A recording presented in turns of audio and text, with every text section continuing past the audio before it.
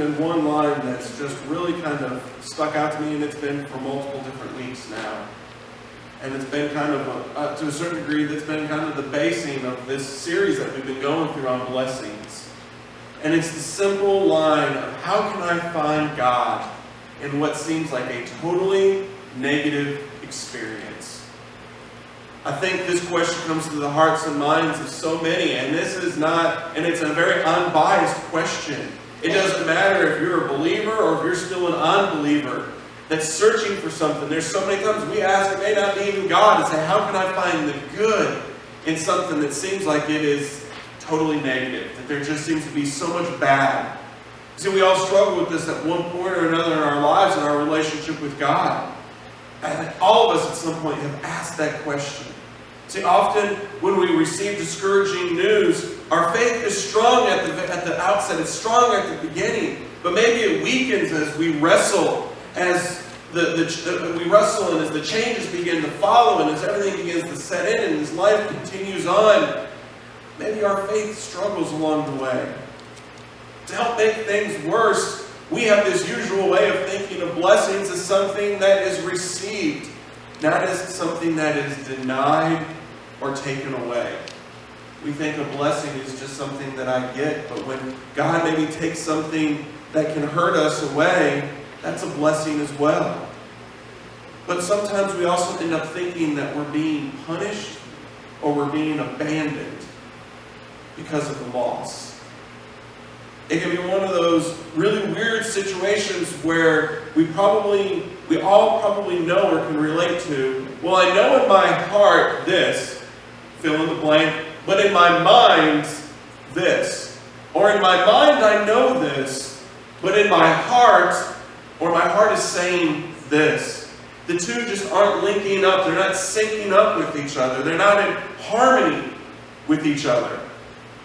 It's not that we don't want to see the blessing, that we don't want to see the silver lining or the rainbow or whatever little tagline that you use for that. It's not that we don't want to see it, it can be really hard. No, I mean, let's face it, I don't think most people are not walking around going, I want to see the bad side of everything. I don't want a blessing. Most people, that's not what they're saying. Now, I'm not going to say that there's nobody walking around like that. There may be a few, but that's a discussion for another time. That's a totally different topic. But I believe that 99% of the population walking around wants to see their situations and circumstances as a blessing. They want to receive a blessing. But they're in the midst of loss. All they've seen is the evil. All they've seen is the hardship. So we have to ask the question, but how? How do we walk around? We know this is the desire of our heart to be able to receive this, to be able to have this. So how do we do this? I believe the very first thing that we have to understand is that God's blessings are often disguised. You see, Jesus taught us about the kingdom of heaven while living in the midst of human brokenness. In the midst of all the evil and all the darkness, Jesus taught us about the kingdom of heaven. He spoke of the value of inner purity in a religious culture that was obsessed with the outward appearance of things. He taught the value of weakness to a generation that understands only raw power. It was disguised. Can you imagine? I mean, we look back and we go, what a blessing it would be to be able to walk side by side with Jesus, to have been able to have shook his hand, to have looked in his eyes, to have heard his voice. These individuals had that blessing, but they didn't see it, they didn't realize it because it was disguised. And I think one of the best passages to be able to show us that understanding is in Matthew chapter 13. Matthew chapter 13 and in verses 54 to 58, we have Jesus. He returns home. He returns home to the people that know him best. The people that a lot of these people saw him from a little child, a baby even, all the way up. And he has returned home. Again, imagine the blessing. And in verse 54 it says, he returned to Nazareth, his hometown. When he taught there in the synagogue, everyone was amazed and said, Where does he get this wisdom and the power to do miracles? Where does he get this from? Then they scoffed. He's just the carpenter's son. And we know Mary, his mother, and his brothers James, Joseph, Simon, and Judas. We know all of them. All of his sisters live right here among us. Where did he learn all these things? And they were deeply offended and refused to believe it. Then Jesus told them, a prophet is honored everywhere, except in his own hometown and among his own family. And so he did only a few miracles there because of their unbelief. Could you imagine, out of all places, the blessing that could have been bestowed in that community, in that town? But they didn't believe him. They just looked at him and said, "This is that kid that used to live down the street. Where's he get off? He doesn't know what. I'm not going to believe him. He didn't." They were looking for other signs. They were looking for things going, well, he should have been here. He should have grown up there. He should have had this education. He should have had all these different specific things in order to be able to have that authority. I think it's so strange and amazing how we so easily recognize wisdom and even mighty works when they appear in unexpected places. See, Jesus' friends, their family, his neighbors, they didn't see Jesus for who he was, only who they knew him as. They didn't know him for who he was, only for knowing him as he was. They were in disbelief. Even Jesus' own family. It doesn't sit here and it doesn't separate the two out. Even his brothers and sisters. The disbelief, and I'm going to go, maybe there's a reason why we don't hear more about Jesus' family in Scripture. That they weren't all of them alongside of him, side by side, the entire time. I don't know, that's just an assumption. But disbelief always deprives people of blessing. Disbelief disguising the things that God wants to give us. And so we miss out on them. And I think what better way for the enemy to try to disguise things than to try to hide God's blessings from us with loss. I think what better way? If disguising things keeps us from God's blessings, keeps us from what God wants for us, isn't that part of the tactic of the enemy? Isn't that part of his job, is to keep those things from us? And sometimes I think those things, and he uses them and he manipulates them and he messes with our minds. He may not necessarily cause the loss, but he definitely messes with us. You see, our hurts just by themselves can cause us disbelief, let alone when the enemy tries to take advantage of them. We don't see God for who he is. We see him for who we want to see him as, not for who he is. Just like those people did in Nazareth. They saw him for who they wanted to see him as. They wanted to see him as that little boy that used to live down the road, that was the son of that carpenter. That's all they wanted to see him as. So we only see him for who we want to see him as, or maybe even as the enemy wants to see him as. I mean, let's face it, how many of us have ever gone looking for a blessing and a loss? How many of us have gone looking for a blessing and a loss? If you do, and I believe there are some of us that you can, if you do, you're definitely one of those glass half full type of people. You're a very optimistic individual. How many of us are that very optimistic individual? By raising hands, how many people are a very optimistic, half glass full type of people? Yeah, we have few. How many of us, those people drive us absolutely nuts?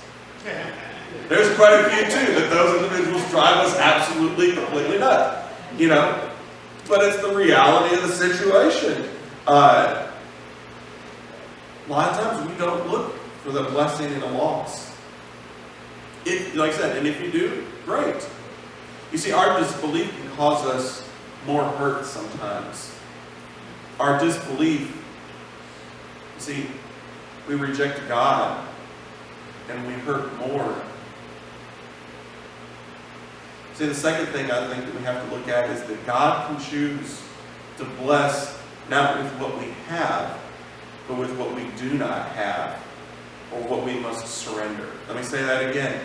God can choose to bless us not with what we have, but with what we do not have, or maybe even what we must surrender. See, God can bless us not just by giving us something. A blessing can come in the midst of anything, even a loss. It doesn't mean that God created the loss.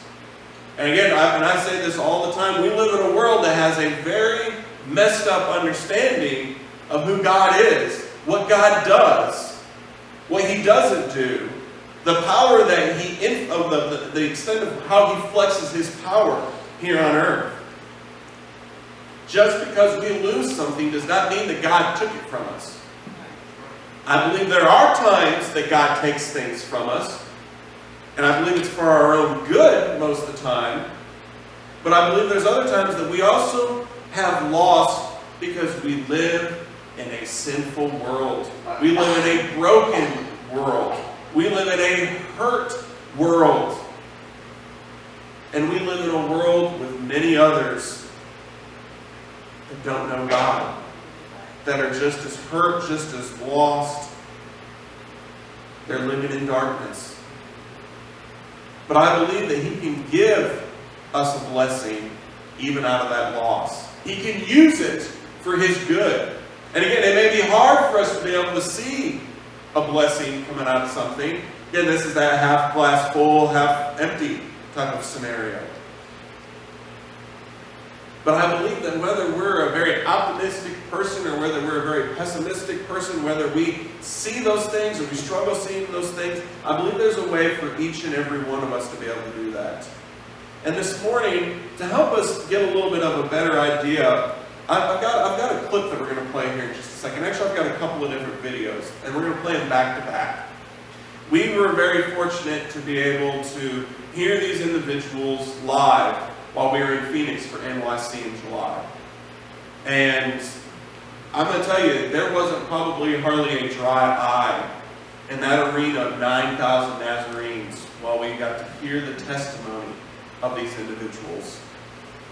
But I want you guys to be able to hear just a small portion of this individual's testimony, what he went through.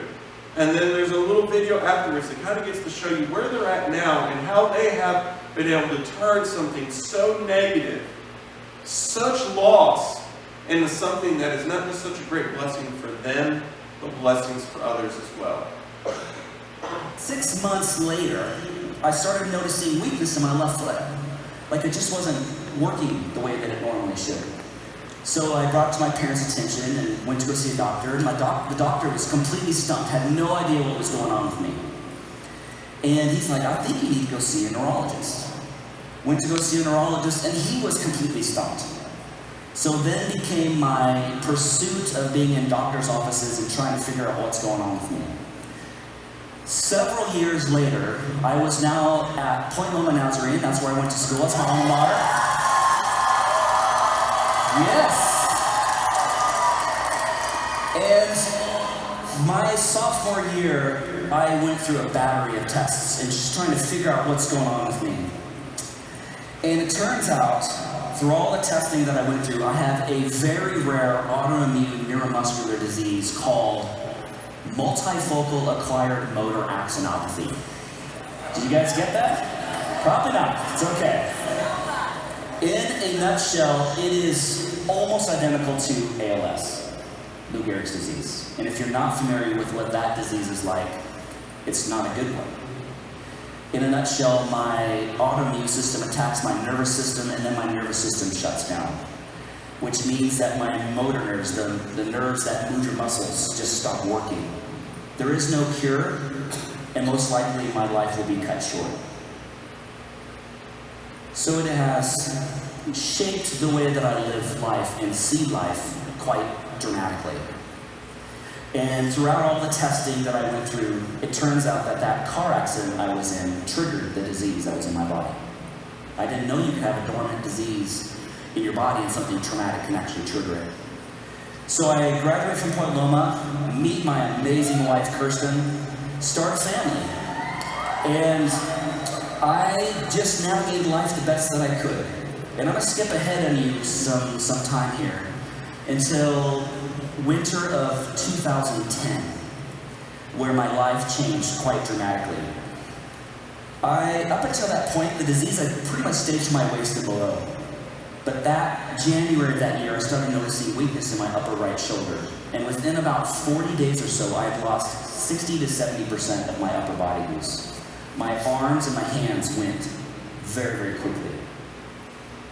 So, how do you eat? How do you go to the bathroom? How do you get your clothes on? I'm a parent. Like, I have my 2 young boys. I have my young daughter who was just born. And life became incredibly difficult for me. Even more than I thought I was even on. At that point. And Patrick will tell you, I'm kind of a half glass full kind of guy. I'm kind of wired that way. But this time in my life, I found myself in a very, very dark spot. The best way to describe it is I found myself in a deep, dark hole. And if you've ever been there, or have known anybody who's ever been there, it is an absolutely horrible place to be. Because you have a hard time seeing your way out. And to be honest with you, I had thoughts you shouldn't be thinking of. I started thinking that would it be better if I wasn't here? If I took my own life, would it be better for those around me? For my wife and for my kids not to have to, quote unquote, deal with me? Because that's how I saw life at that time. I felt like a burden. And I found in this dark, unforbidding place where hope felt a billion miles away. But somehow through that, God picked me up, dusted me off, and he said, "You are worth it. You're worth it."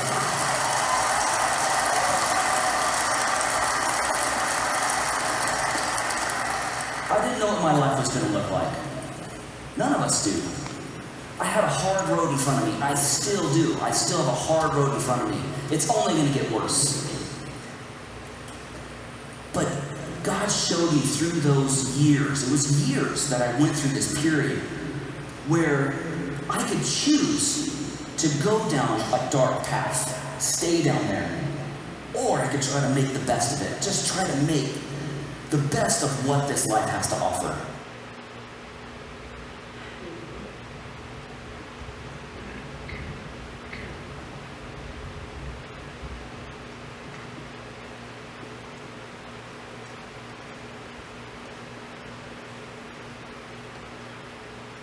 It still amazes me how far we've come.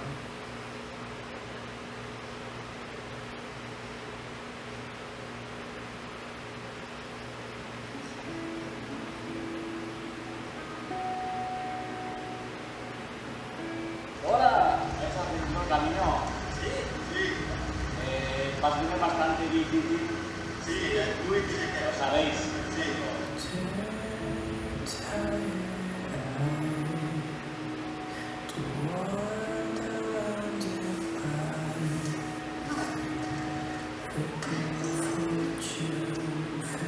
That's been something that's so rare. I haven't seen a friendship like that before.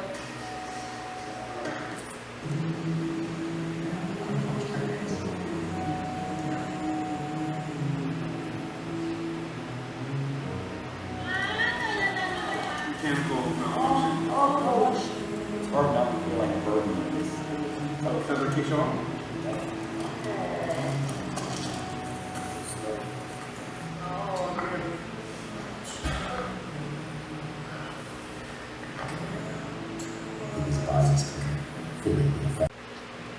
There's no doubt at all that Justin experienced loss. But through that loss, God is creating blessings like none other. Has the situation changed for him? Absolutely not. He still has the disease.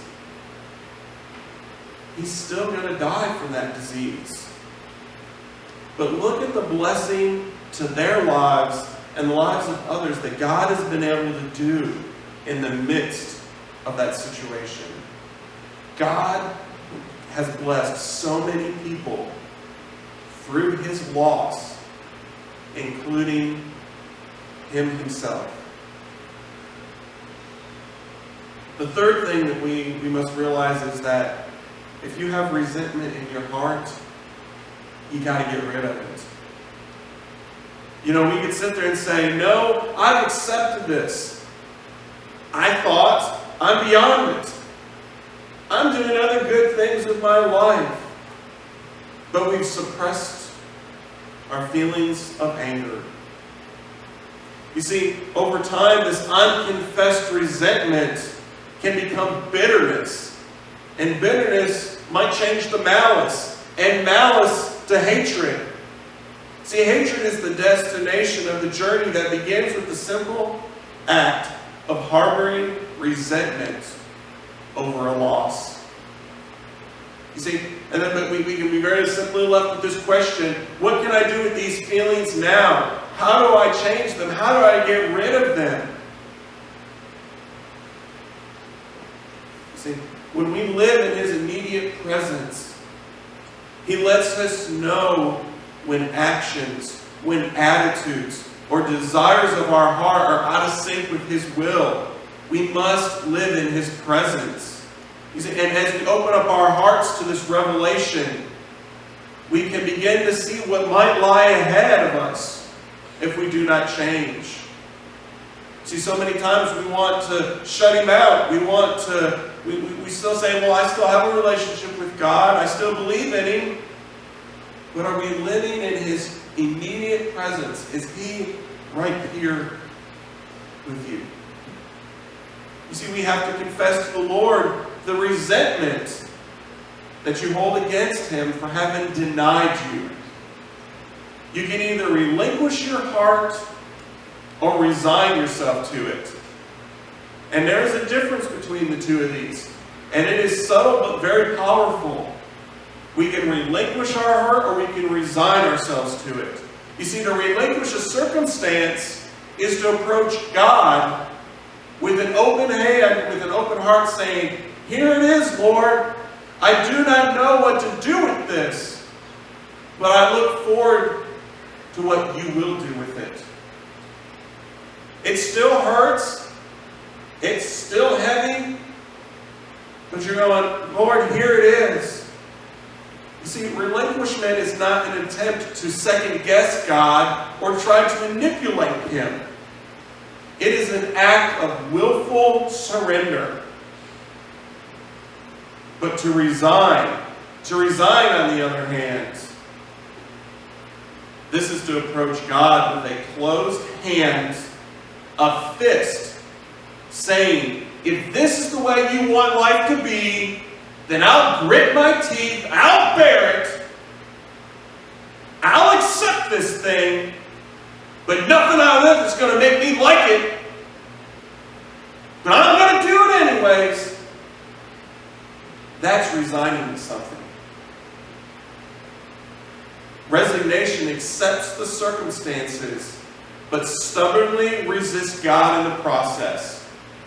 It's like, I have to, all right, I'll do it if I have to. See, relinquishment changes the focus of one's energy. The focus moves from the good and the bad to God himself. It's not about the good, it's not about the bad, it's not about those things. We take our eyes off the problem and we put our eyes on God. And afterwards, a sense of peace can result from believing that God will do something good through the situation. Again, this is not a manipulation. Because when you willfully surrender, there cannot be a hidden agenda. It cannot be, well, okay, well, if I follow these steps, He's going to give me these things. You may still never get them. It's up to God to determine those things. Because like I said, I would love to stay in here. I would love to say that after you relinquish something to God, that we don't ever have to worry about it anymore. And that's not the reality. See, it's going to keep trying to rear its ugly head sometimes too. The enemy's going to keep trying to find that weakness, that weakness in that armor, and he's going to keep poking and twisting and prodding. You see, the key to maintaining that peace is to trust God and not try to direct Him. It's not trying to manipulate Him. The peace of relinquishment comes from anticipating God's creative work. Creative work, that right there tells you, you don't know what the result's going to be. It's creative. It's not a step 1, step 2, step 3, step 4, and the 5 is this result that you're looking for. You're anticipating God's creative work, whatever it might be. Whenever it might be. You see, relinquishment does not prescribe what action God must take. Rather, it opens us up to receive His blessing, whatever it may be, and despite whatever may have happened. Relinquishment is a journey. You make the decision to relinquish your situation to God on a single Sunday morning, but it can take months to work that acceptance, that full surrender into your attitudes and actions. It's not, it can happen instantaneously. I'm not going to say that it can't. But it may be a journey at the same time. See, when we give up something, it may need to be replaced by something else. And that's going to require actively changing habits and patterns of behavior in the active presence of God, in the immediate presence of God. See, we become more focused on God. That's what it's all about. In Matthew chapter 12, verses 34 through 35, it says, "For whatever is in your heart determines what you say. A good person produces good things from the treasury of a good heart, and an evil person produces evil things from the treasury of an evil heart." Now, some of us would probably say, "I don't have an evil heart." But are we hiding things away in our hearts? Are we hiding evil things in there? Do we have a closet that we don't want to open up? Do we have a closet that's so full of so many things that it's affecting the rest of it? You see, the facts are, and the reality is, I think most of us, we're all going to experience some type of a loss when we choose God. Whether it's an actual loss of something in this world, or it's a behavior, it's a way of life, it does not matter what it is. There's going to be loss in our lives. As the Holy Spirit continues to work in our lives, we will lose. We are going to lose actions. We're going to lose habits. Things that we once held dear. This just adds on top of the things that we lose in this world. You see, the problem is we will lose distance between ourselves and God if we relinquish these things. So there is what we sometimes would consider a bad loss, but let's face it, when we lose these things, when we lose these hurtful things, we also lose the distance between us and God. And a lot of times when the distance closes between us and God, the distance closes between us and other individuals. You see, in spite of disappointment, the Spirit can create hope within us.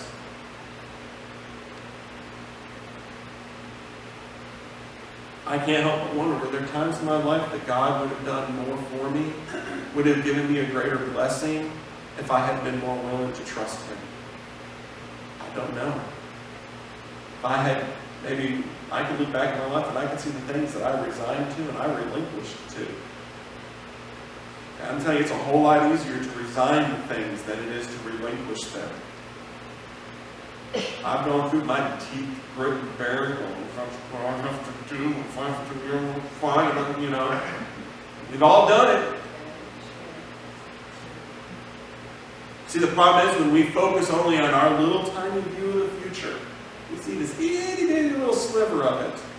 We risk missing God's greater vision for our lives. When we lose something and relinquish it to God, we trust Him to replace it with something better, something of His choosing, not our choosing. It is only by giving up who we are and what we want that we discover who we can be and what we can have with God's help. He wants to and can transform us. And like I said, sometimes we use this term and we think I just want to make clear understanding this. When I say that He can and wants to transform us, so many times we use this in the form that we're sitting here thinking of a sinful, twisted, evil, dark person. And God's going to transform us into this great person. We think about transformation only at salvation. We think about those really big transformations. But it doesn't end at that. God still wants to transform us. We don't have to be a non-believer to be transformed. He is continually transforming us. In fact, it says in Galatians chapter 2, verse 4, it says, "My old self has been crucified with Christ. It is no longer I who live, but Christ lives in me. So I live in this earthly body by trusting in the Son of God who loved me and gave Himself for me." And then in Romans chapter 12, it says, "And so, dear brothers and sisters, I plead with you to give your bodies to God because of all He has done for you. Let them be a living and holy sacrifice, the kind He will find acceptable. This is truly the way to worship Him. Don't copy the behavior and customs of this world, but let God transform you into a new person by changing the way you think. Then you will learn to know God's will for you, which is good and pleasing and perfect." It's a journey. It doesn't end. But I have to ask this morning, maybe some of us need that transformation. We need a transformation of our minds or our hearts or our attitudes or something else, or maybe all of them. I don't know. Maybe we've experienced loss. Maybe we are afraid of the loss that we're going to experience if we relinquish, if we give these things. What else am I going to lose? I've already lost this. Now what else? This is the only thing I have to cling on to. What else am I going to lose? So we're going to wrap up today. And we're going to do something very different this morning in this service. And I want you guys to listen to this. We're going to end this service with a time of prayer, reflection, and relinquishment. I believe, and I don't know why, I could be completely wrong on this, but I believe that there is somebody here this morning that has something that they need to relinquish to God. I don't know who it is. I don't know what it is. And so we're going to spend this time, we're going to open up our altars. I'm going to make myself available. I'm going to be standing right down here. And maybe others would be willing to do the same. And pray with somebody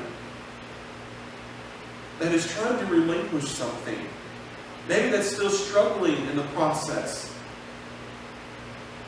We are the church after all, and that's what we want to gather around those individuals.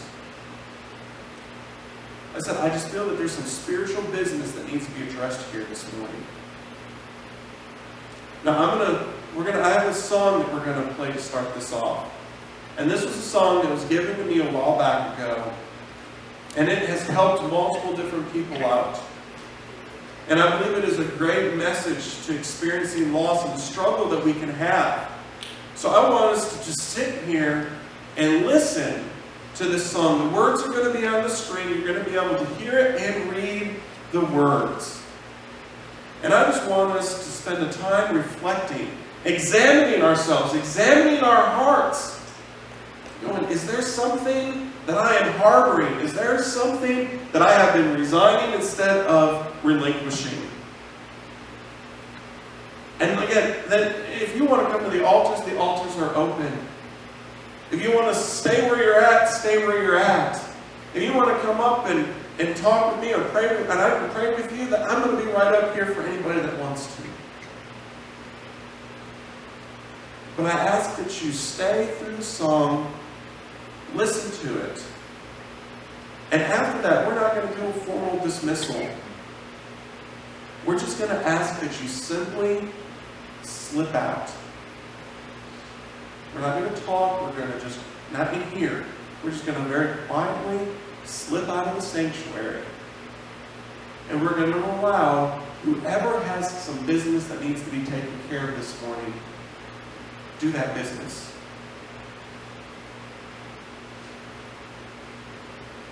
And I say, we're not going to put a time limit on God. Because there may be some that are just needing to start the journey, and there may be some that have been on this journey for a while. But it doesn't matter. So as I said, I'm going to be available for those that want to be able to pray, for those that want to be able to talk. But if you would just join me and let's just stand here this morning. And as these words, and if you know this song, you've probably heard it on the radio. You're more than welcome to sing along with it. But I want you to be able to hear those words as well. So let us stand, let us sing through this song.